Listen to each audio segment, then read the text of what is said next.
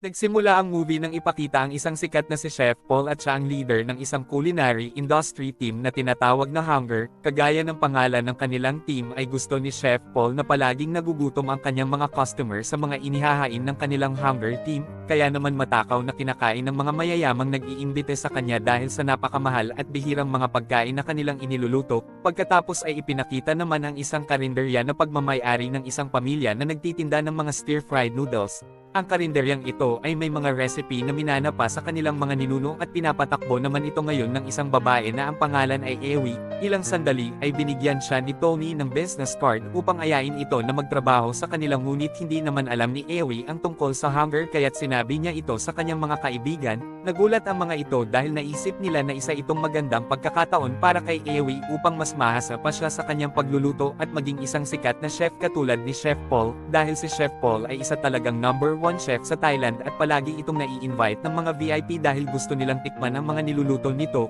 at dahil popular ay kailangan pa nila magpa-reserve ng mas maaga upang maimbitahan lang ito. At nang sumunod na araw ay bumalik si Tony upang sunduin si Ewi upang maisama niya ito sa Hunger Restaurant, at makikitang napakalinis at napakaayos ng kusina kaya't sobrang humanga si Ewi dito, at bago siya sumali sa kanilang Hunger team ay kailangan muna siyang dumaan sa isang pagsubok. Pagkatapos ay pinaglaban ni Chef Paul si Ewi sa isang lalaki na graduate sa isang culinary school upang magluto ng isang simpleng sinangag na kanin, samantala ay mayabang ang kanyang kalaban at sinabi nito na napakadali lang naman ng kanilang iluluto. At makikita natin na talagang magkaiba ang nilutong sinangag ng dalawa. Pinili ng kanyang kalaban ang mga espesyal na sangkap para sa kanyang sinangag habang gumamit naman si Ewi ng kaning lamig na may 2 itlog at ilang mga pampalasa. At pagkatapos nilang mailuto ang kanilang sinangag ay hinusgahan sila ni Chef Paul, at matapos amuyin ang sinangag ay dagling sinabi ni Chef Paul na umuwi na ang kalaban ni Ewi dahil ang nakapasa sa pagsubok ay si Ewi, kaya't dahil dito ay opisyal na siyang nakasali sa Hunger Team.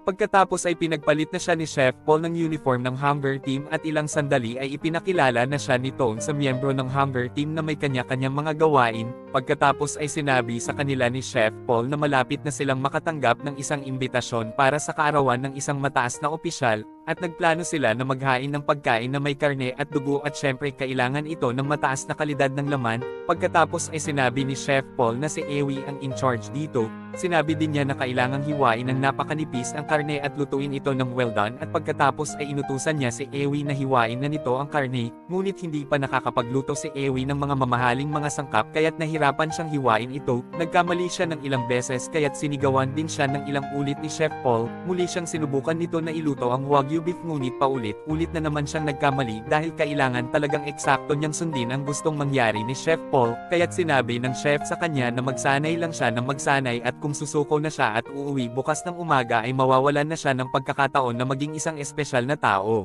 Dahil hindi na niya matiis ang mga pambubulyaw sa kanya ng chef kaya't binalak na niya na umalis na lang, ngunit nagbago ang kanyang isip at bumalik na lang ulit sa kusina, at ngayon ay desidido na si Ewi na praktisin ng paulit-ulit ang pagluluto ng Wagyu beef hanggang sa matutunan na niyang lutuin ito ng well done. Kinaumagahan ay nakita nilang natutulog si Ewi sa kusina nang dahil sa pagod nito sa pagpapractice ng buong magdamag. Nakita din nila ang mga paso sa mga kamay nito na nagpapatunay lang na talagang nagpakahirap siya sa pagsasanay, at lumalabas na hindi nasayang ang kanyang pagsusumikap dahil sa wakas ay nagawa na niyang mailuto ang karne ayon sa ipinag-uutos ni Chef Paul. Ilang araw ang lumipas ay naganap na ang event at dinaluhan ito ng mga importanteng mga tao sa Thailand, at kasama na dito ang isang culinary entrepreneur na si Tos, at matagal na niyang gustong mag-sponsor sa Hunger, ngunit palagi naman siyang tinatanggihan ni Chef Paul. Pagkatapos ay pinagluto nila si Ewi ng Wagyu beef sa harapan ng lahat ng mga guest, kaya't napahanga sila sa galing ni Ewi, lalo na't napakasarap ng lasa ng niluto nito na halos himurin na nila ang kanilang mga plato maubos lang ito.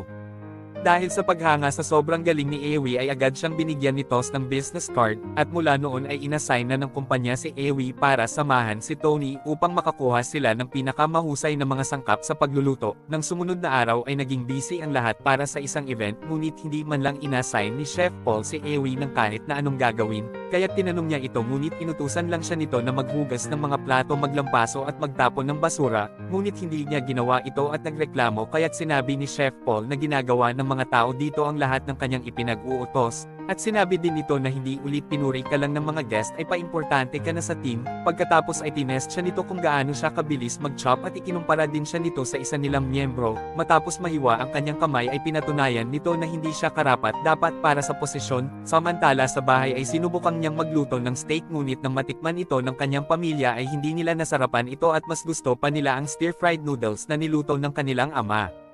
Kaya't naisip ni Ewi na kahit sa pagkain ay makikita ang hindi pagkakapantay-pantay ng lipunan, ang pagkain para sa mga mahihirap ay upang mabuhay sila, habang sa mga mayayaman naman ay upang masiyahan sila sa kanilang mga kagustuhan at dekalidad na mga pagkain. Isang araw ay nahuli ni Chef Paul na naninigarilyo si Keng habang nagluluto ito at nang malaglag ang sigarilyo sa soup ay pilit niyang ipinakain ito kay Keng. Pagkatapos ay sinabi din nito na mayroong magnanakaw sa kanila at ninanakaw nito ang mga mamahaling mga karne. Pinaamin niya kung sino ang magnanakaw bago niya tingnan ang CCTV dahil kung hindi ito aamin ay ipapahuli niya ito sa mga pulis. Kaya't nang dahil sa takot ay umamin ang isa nilang kasama sa team na matagal nang nagtatrabaho doon. Pagkatapos ay sinabi ni Keng na gusto niyang matikman ang mga masasarap at mamahaling mga pagkain kinakain ng mga mayayaman ngunit pinalayas pa din siya ni Chef Paul sa team. At pagkatapos ay sinabi ni Chef Paul na bayaran mo ako ng mahal para ipagluto kita gaya ng mga mayayaman. Kinagabihan ay inimbitahan ng Hunger Team upang magluto ng masarap na pagkain para sa isang pamilya. Pagkatapos ay dinala na ni Tony ang soup ngunit biglang itinapon ito palayo ni Chef Paul dahil may hipon ito at allergic pala sa hipon ang batang babae, at kahit isang kutsara lang ng soup ay maaaring ikamatay na nito, kaya't agad na nagluto si Chef Paul ng pamalit sa soup gamit ang tubig mula sa gripo at ilang mga sangkap.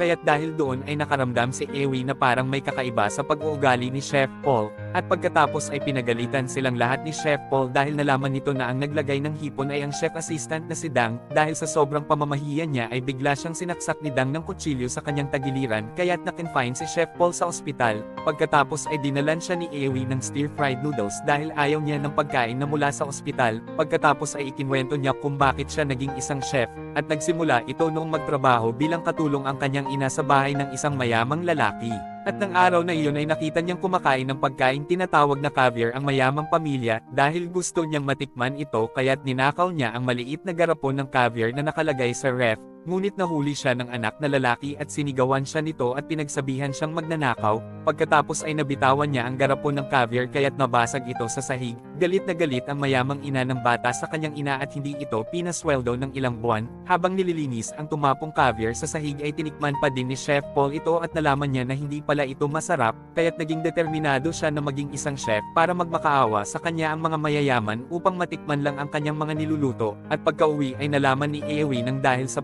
sa pagluluto sa kanilang karinderya kaya't isinugod sa ospital ang kanyang ama, kaya't nakonsensya siya dahil hindi na niya natutulungan ang kanyang ama dahil nagtatrabaho na siya sa Hunger.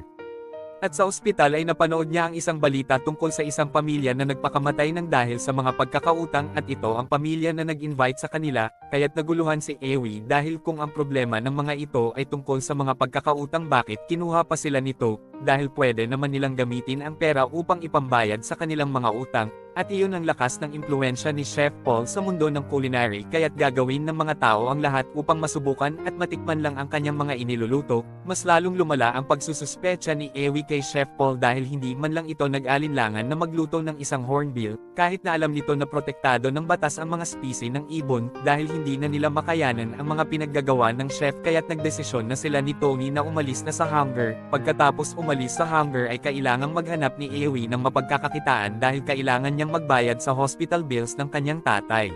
At pagkatapos ay naalala niya na binigyan siya ni Tos ng isang business card, at nang puntahan niya ito ay agad itong nag-invest upang mapagawan siya ng isang mamahaling restaurant, at bilang isang head chef ay kailangan niyang gumawa ng isang special menu na magiging kanyang trademark, at sa tulong ng ilang mga tao ay patuloy siyang gumagawa ng mga pagbabago at sa wakas ay nakagawa na siya ng isang menu na ayon sa kanyang kagustuhan, at sa hindi inaasahan ay nakatawag na ng mga atensyon ang kanyang dish menu mula sa iba't ibang mga grupo, kaya't nang dahil dito ay mas lalo pa siyang sumikat at maraming tao na ang mga pumipila upang matikman lang ang kanyang mga niluluto. Pagkatapos ay inimbitahan siya ng isang top celebrity ng Thailand na si Milky, at sa hindi inaasahan ay nakasama niya ang team nila Chef Paul at sarap na sarap ang mga guests sa bawat inihahain ng bawat team, niluluto ng team nila Ewi ng may pagmamahal at makabuluhan ang kanilang mga pagkaing easy na serve. Habang si Chef Paul na gaya ng dati ay nagluluto pa din ito ng pagkaing madumi at walang takot na konsepto, pagkatapos ay sinabihan siya ni Chef Paul na hindi mo kakayanin ang makipaglaban sa akin, dahil bilang isang sikat na chef ay may mataas na expectation sa akin ang mga tao at lagi silang naniniwala na talagang masarap ang aking mga iniluluto. Ilang sandali ay biglang nagdatingan ang mga pulis at hinuli nila si Chef Paul at kaya pala hinuli ito dahil nagpakalat si Tony ng isang video kung saan ay nagluluto si Chef Paul ng hornbills. Kaya't napagtanto ni Ewi na upang maging espesyal ka ay kailangan mong isakripisyo ang kahit na ano, at naisip din niya na ang kanyang ambisyon ay ang makipagkompetensya kay Chef Paul, at dahil dito ay nawalan na siya ng panahon para sa kanyang pamilya na palaging sumusuporta sa kanya, ayaw niyang mangyari sa kanya ang nangyari kay Chef Paul kaya't sa huli ay nagpasya siya na umuwi na lang sa kanila at patakbuhin na lang ang karinderya ng kanyang pamilya na kagaya ng dati.